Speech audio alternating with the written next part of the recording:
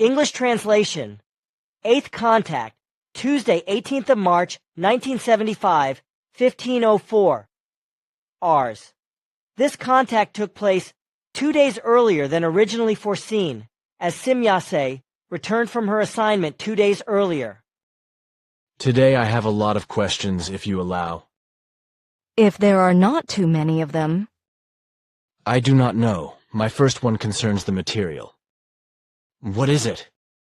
Material is a palpable idea. It is a solid form of energy that is palpable.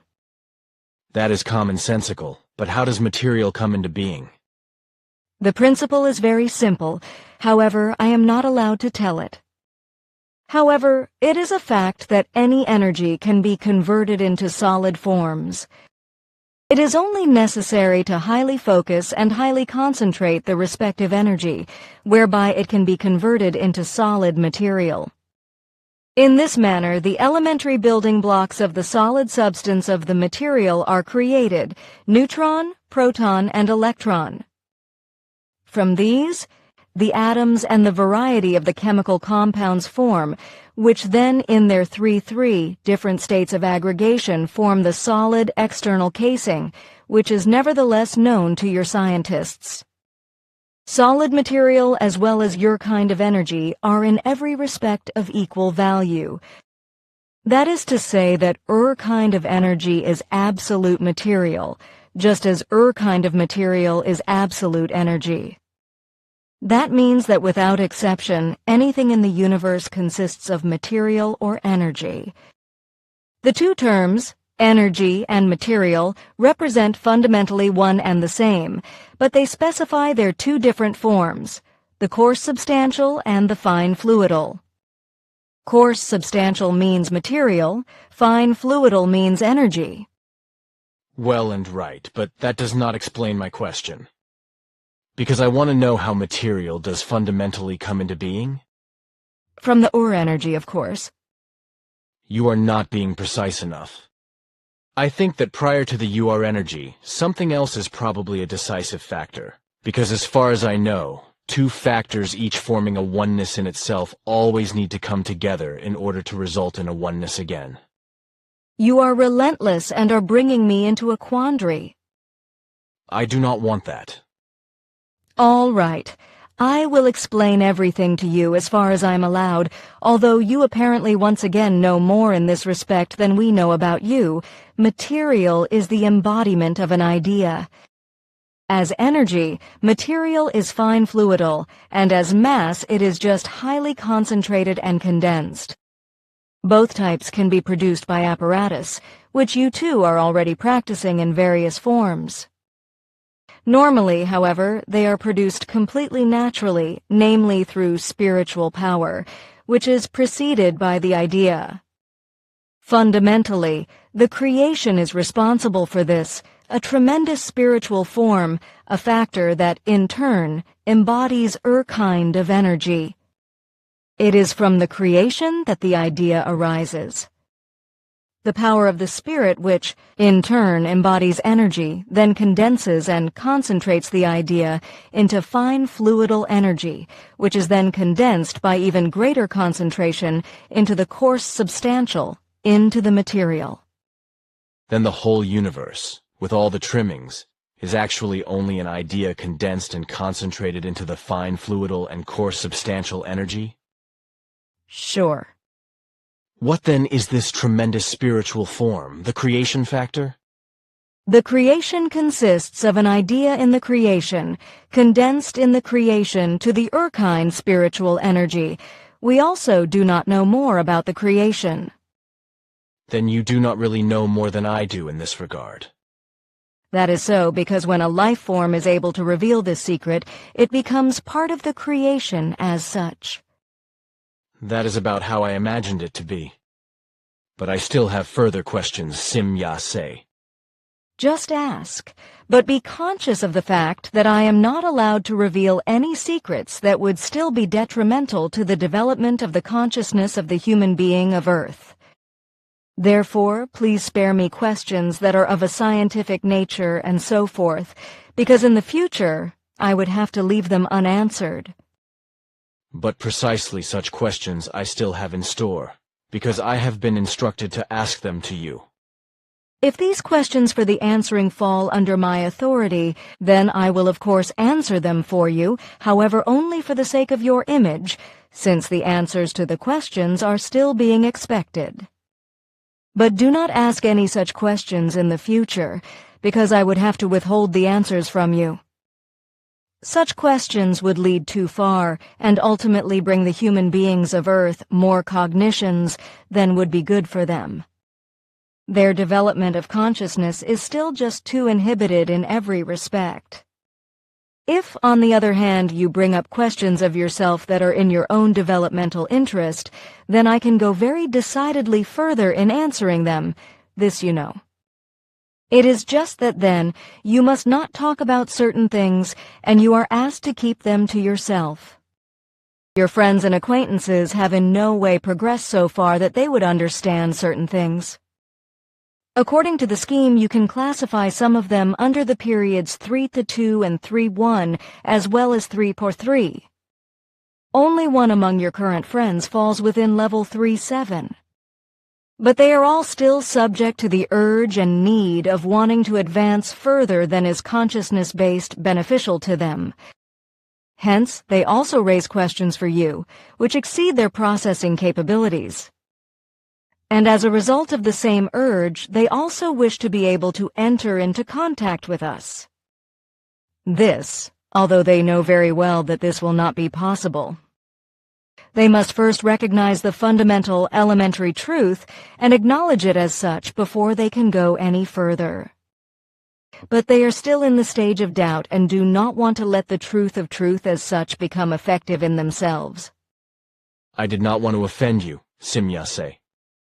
I also did not perceive it that way, but I had to explain all that to you. Thanks, but may I now ask the remaining questions? Sure. What about our molecular biology? Are we on the right path of development with this? Even very far-reaching. You are only lacking a few cognitions, which will open unimagined doors for you.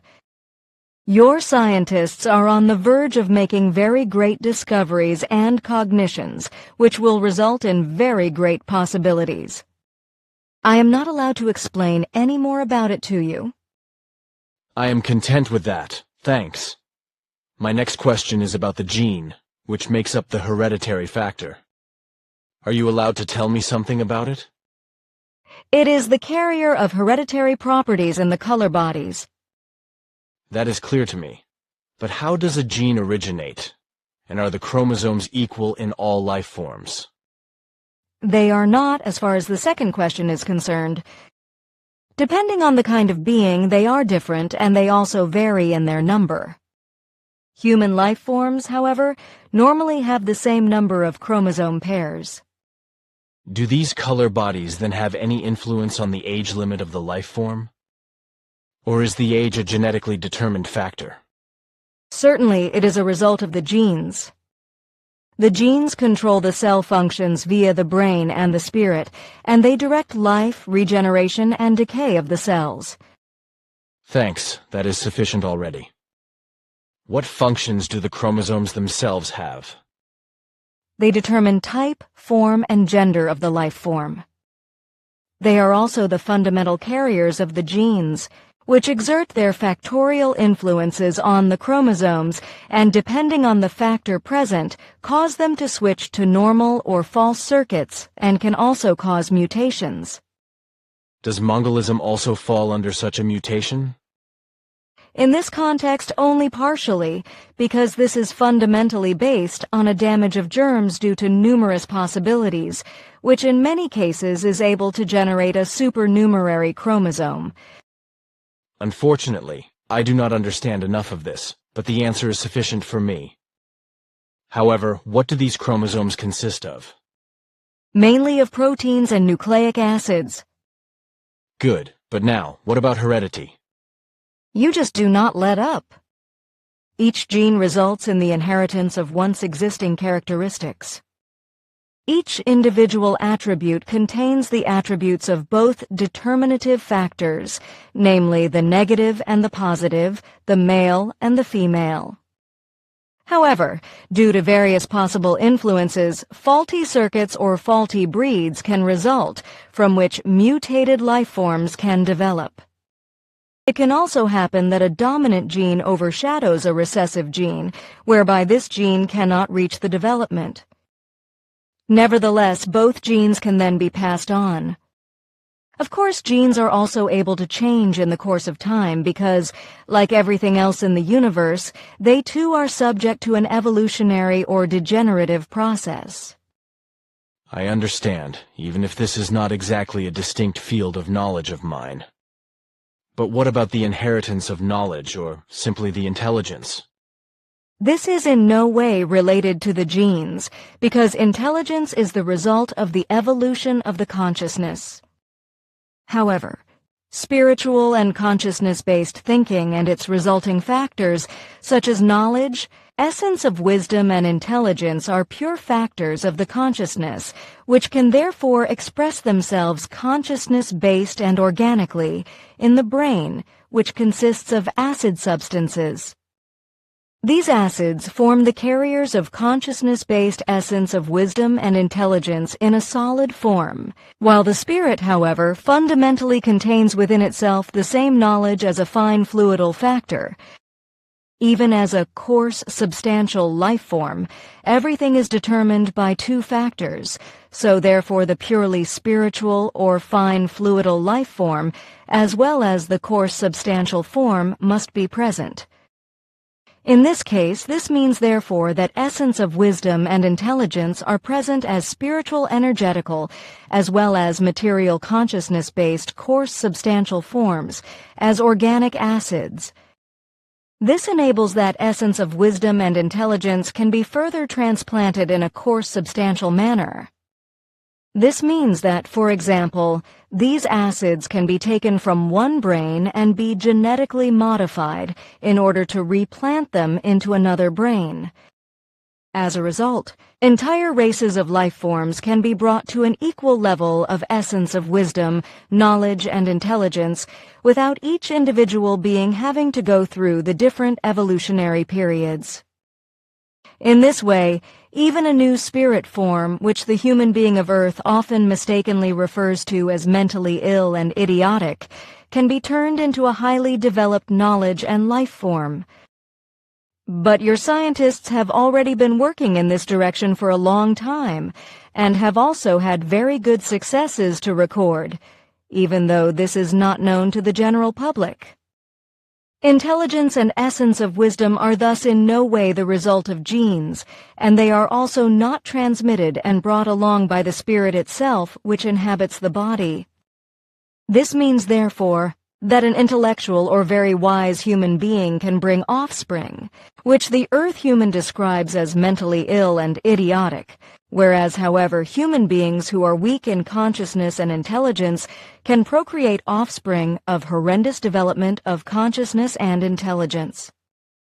This is really only connected with the extent to which the respective material consciousness residing in a body is itself developed in terms of knowledge.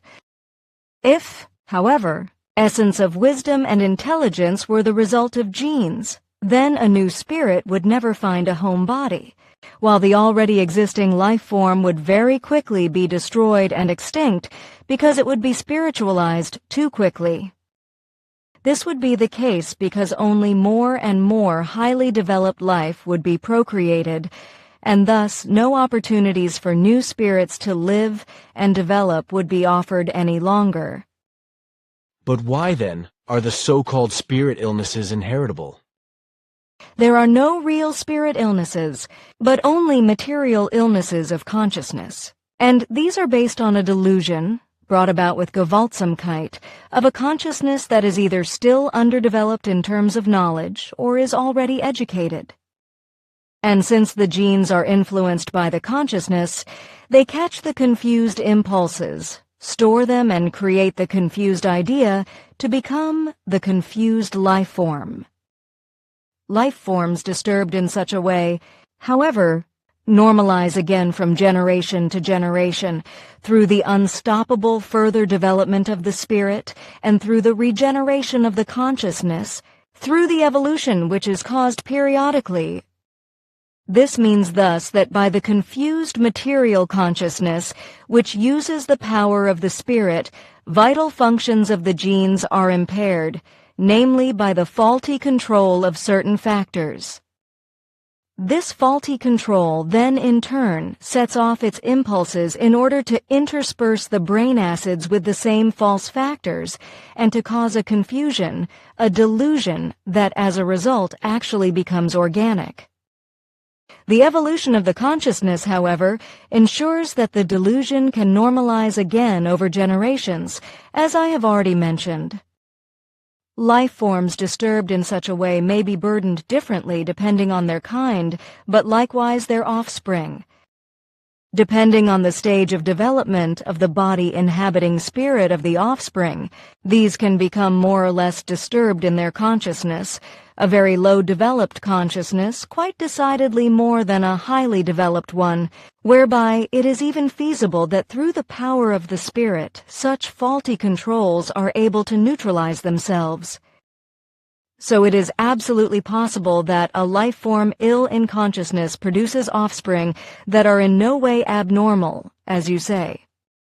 But on the other hand, after many generations, after everything has normalized again, small underdeveloped factor elements may, in isolated cases, allow certain damages to break out, which lead back to them.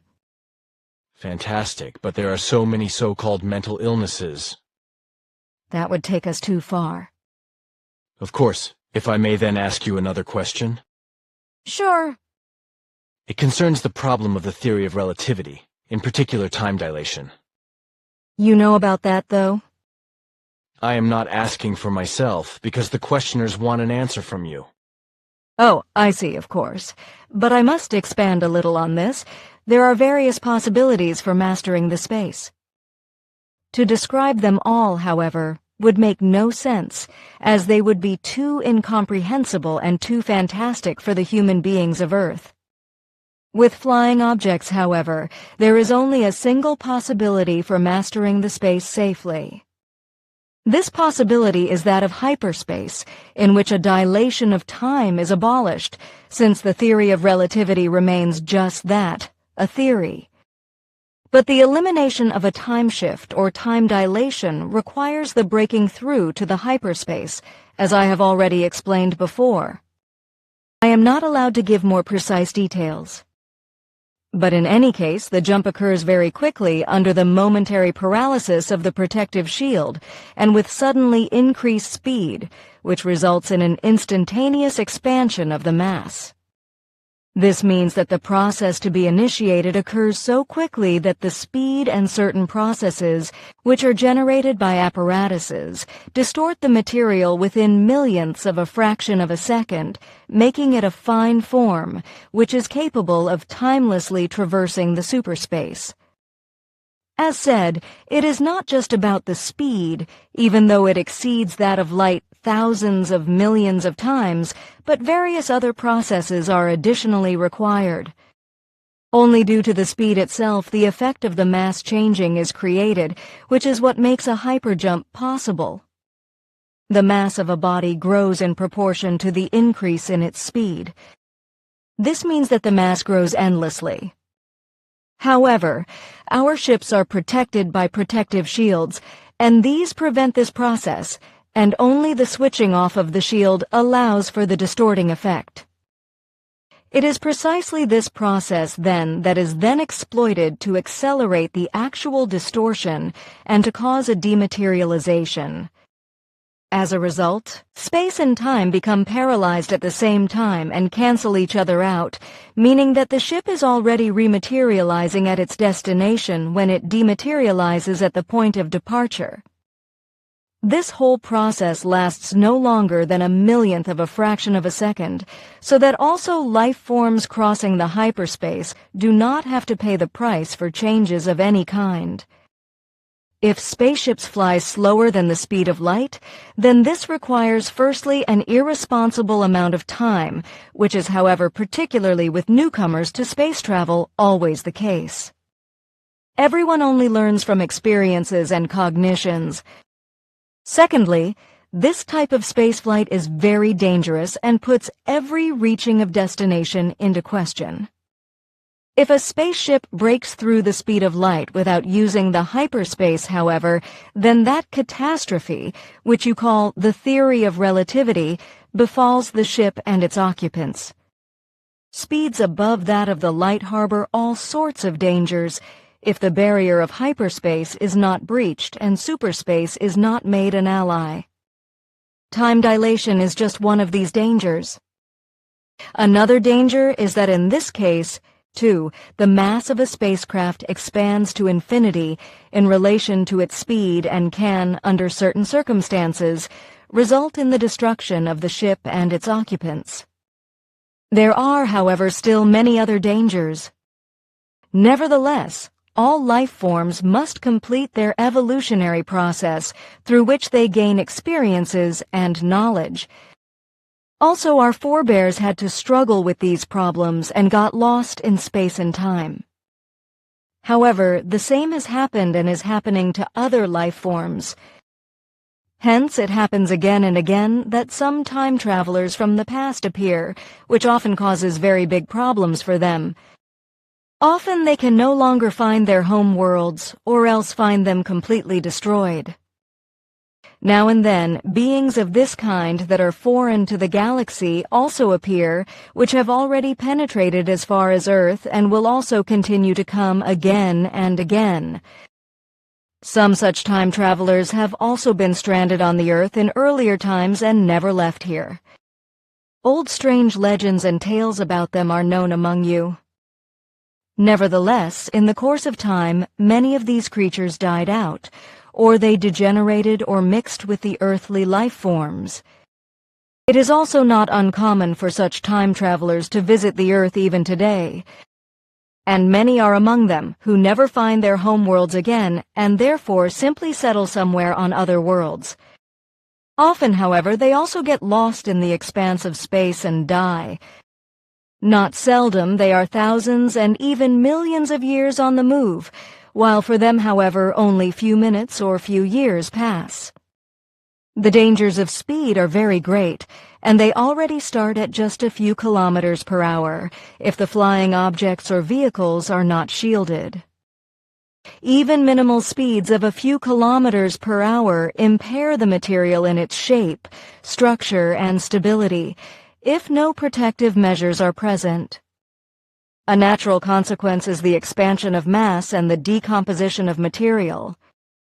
This means that even at low speeds, the mass of a vehicle or flying object imperceptibly increases in relation to the speed and causes the effect of slow destruction. As said, this already happens at a few kilometers per hour of speed and in minimalistic terms that are hardly detectable with your technology. At low speeds, the process also takes a very long time and may under certain circumstances require hundreds of years. At very high speeds, however, the time is reduced to decades or a few years.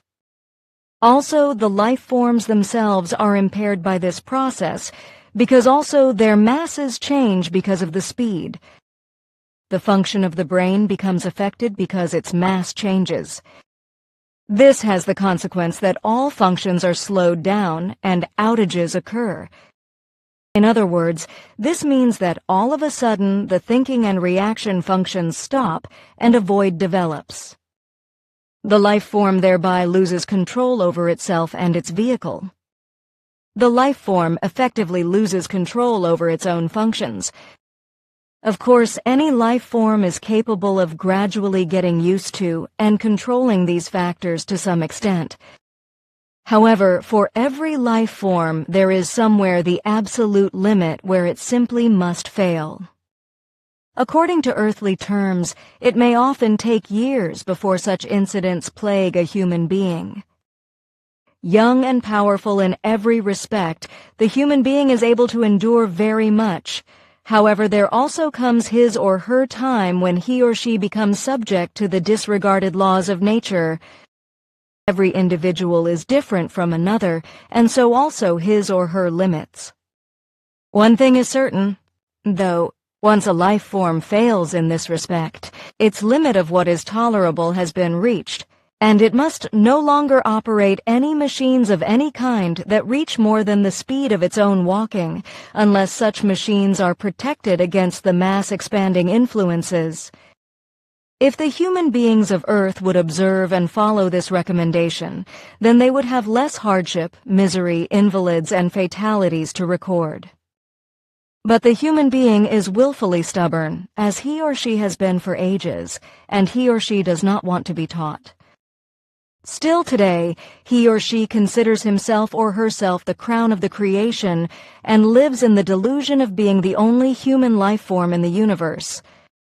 Nevertheless, you should spread these words among all those who have already controlled their megalomania and want to follow our remarks. Fantastic. Our utopia writers, compared with these things, are really just miserable pen pushers without imagination. Make no mistake, because many of them come very close to the possibilities and the truth. Especially good writers of this kind are often even inspired by us and other powers, and their works prepare the human beings for what is to come. But also in this way, scientists are made aware of certain areas and possibilities, upon which they then do research in certain directions and achieve success. Can you just say that?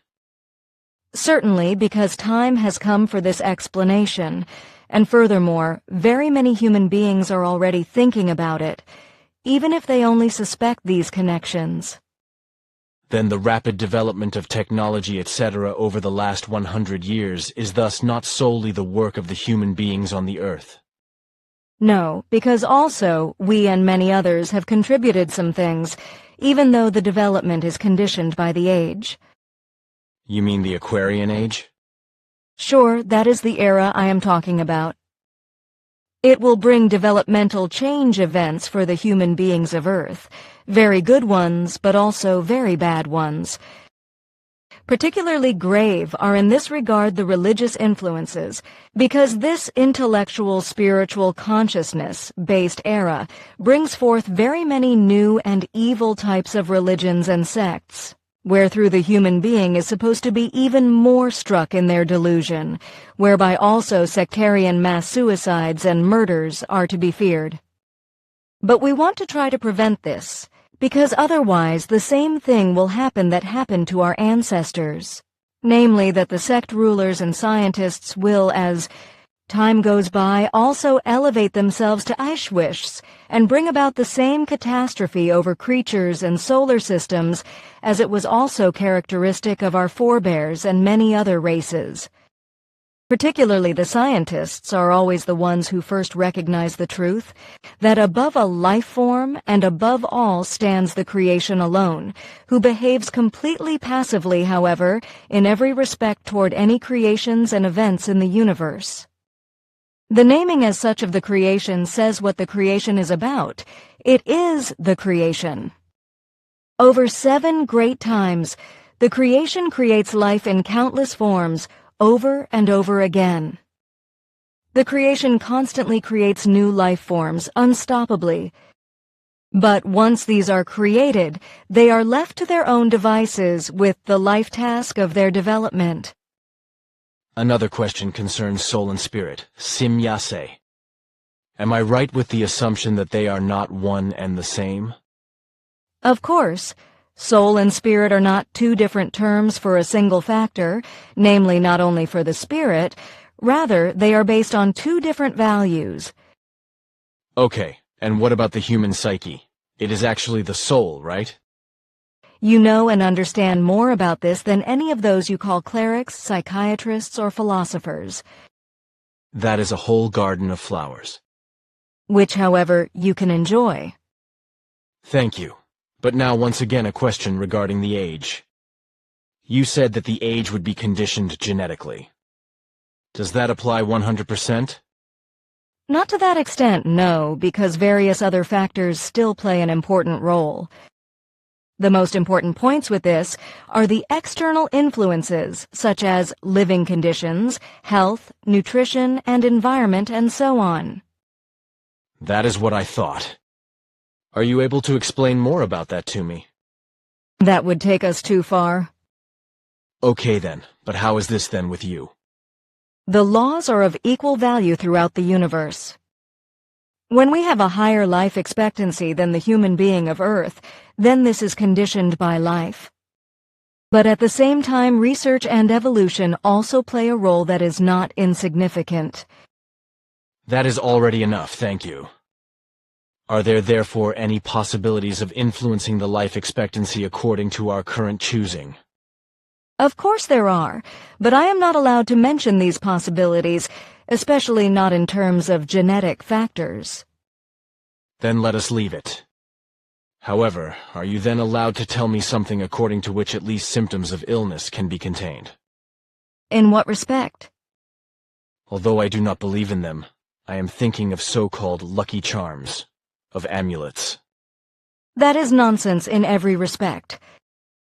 What about metal alloys and so forth, as well as crystals and precious stones that are supposed to catch or absorb certain radiations? That has its rightness. Special things of this kind have a certain effect. But they achieve only partially successes and are not 100% effective.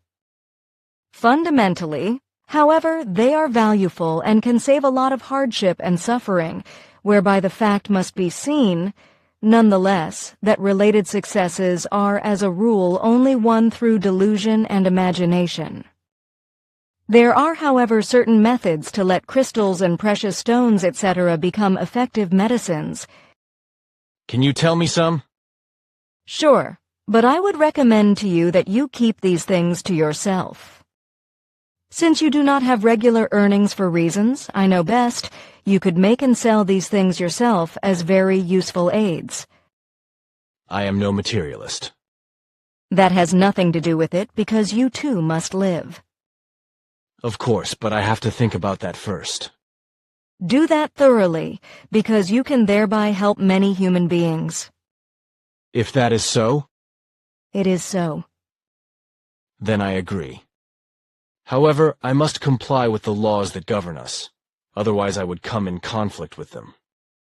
Officially, we need a permit for such a trade in the sense mentioned, also for potential medication, etc. So then listen. 12 things are named, what purposes they serve, and how they must be made. These are exclusively things that are able to influence rheumatism and many other diseases, etc. Thanks, Simya-se. But now, is there anything else on a larger scale that achieves a better effect? Sure. I can give you the exact description for a machine that brings forth an extraordinary effect for all sorts of ailments and diseases. This machine causes an absolute refreshment of the whole body, a total blood circulation and revitalization in connection with a healing of the most diverse ailments. It is about An extremely precise description follows for the manufacture of a machine for the purpose of maintaining or regaining the health. Fantastic, Simya-se. But how should I build this machine, as I lack the financial means for it? You will find patrons for it if you make an effort to do so. The way I see it, though, such a machine, with the development and everything, would come to at least 3,000 Swiss francs for me. Nevertheless, you will be able to build it, and you also will not have to worry about your living if you really want to strive for it. If you say so. It will be so. I will gladly accept a surprise. But now I have still two other questions. How did the first life arise? Your scientists are mostly aware of that. So, it was not just a matter of a living creature being there, but everything developed from a so-called atmosphere and the amino acids resulting from it? Sure. My last question. We have already spoken several times about the Talmud Emmanuel. Emmanuel himself has over the course of the last 2,000 years fundamentally been used again and again as main religious figure. Is the intention of once again using this already long-dead human being to make a new belief direction and an idol out of him? Is the Talmud Emmanuel supposed to serve this purpose? No, Emmanuel himself was just a human being like any other human being, which you know better than I do. He was just endowed with very great knowledge. He represents neither a symbol nor an idol nor anything else.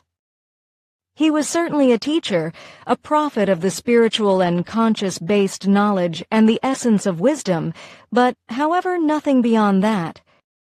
Any life forms should also never be idolized or even worshipped, such as the human being is accustomed to do. Therefore, when we had the Talmud Emmanuel gathered from his 2,000-year-old hiding place, it was only for the reason that the time of truth has come. The teaching of Emmanuel is not his teaching, but that of the creation and the laws of the creation, which Emmanuel also first had to learn, recognize, and acknowledge. Because of that, he has only made known what the natural laws call for. A mistake of insanity shall not be made another time, with Emmanuel being regarded and idolized as the embodiment of the teaching that he brought. The truth of the Talmud shall be taught and recognized as such, without a calling into play the name of Emmanuel and his glorification. Important are only the truth and the laws, but not the person who brought this teaching, laws, and the truth. Hence, if a cult would be established around Emmanuel another time, then the purpose would not be fulfilled. The human being, Emmanuel, should not continue to be glorified, as solely the truth and the laws are of absolute importance. But now my time is up again for today, and I would still like to speak about my task, which I asked you for the last time. Relates to the first part of the task of 25th February 1975. Before you go, Simyase, I still have some very important questions. That is, if you have still enough time and do not mind if I ask about things again that, in my opinion, you have already answered quite thoroughly. However, I have friends and acquaintances who ask me the same questions over and over again. If it is so important, then ask. Thanks, Simyase. The questions are always about friends and acquaintances also wanting to enter into contact with you. At the least, they would already be satisfied if they could just look at or photograph or film you or your beamship from a distance once. Is there not nevertheless a possibility to satisfy their curiosity, etc.? Have I not expressed myself clearly enough? I have already said several times that this cannot happen, and that under no circumstances. We have chosen you alone, and it stays that way. Nothing can be changed about it. I know that some of your friends only want to enter into contact with me because they doubt your information and want to have proofs. Even the photos you have taken are not accepted by them as proof because they are too caught up in mistrust and in false assumptions of what is real. They believe that this makes them realistic, thinking human beings, but in truth, they are not.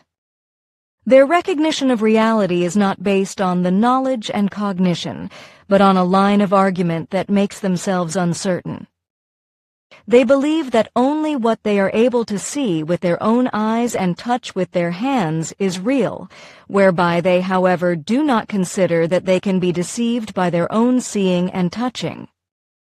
Proofs are always only valid as reality if they are founded in knowledge and recognition, which means that only consciousness-based hard work enables a real line of argumentation, but never only seeing or touching, etc. alone.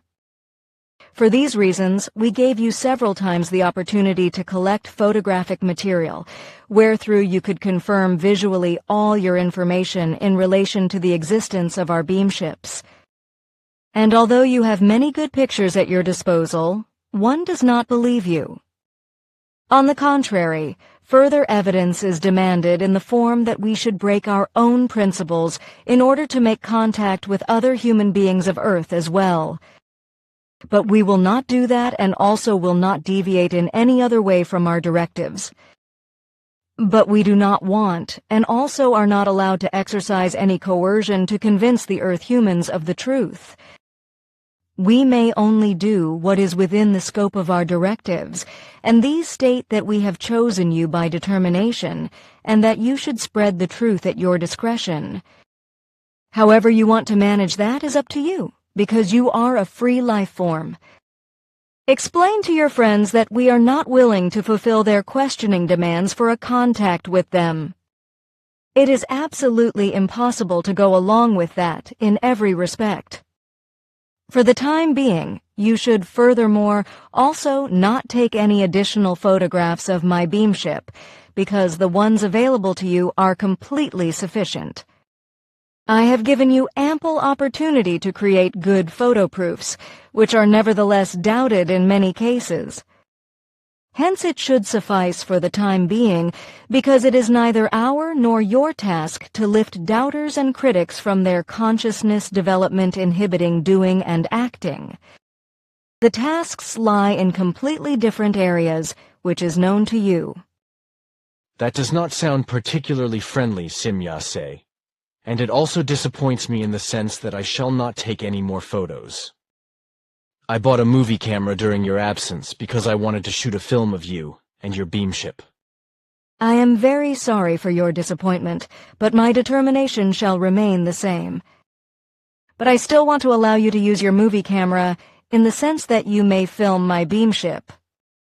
However, you are not allowed to do that up close anymore, and you also may in no future case capture me myself on film. But I will give you a short demonstration with my beamship. Thank you. I also would not be able to film up close, because otherwise the camera would be destroyed. You told me earlier that I could photograph your new ship at close range. As you know, I did that during your last flight away at the last contact.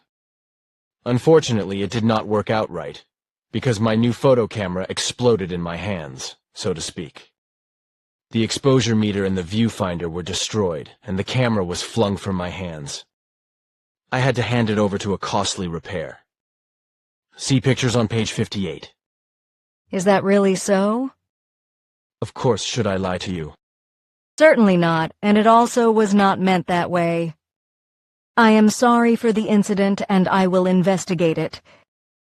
18th of March, 1975. 9:08 Ihres Winkelried Wetzikon Simyase, beamship during demonstration flight.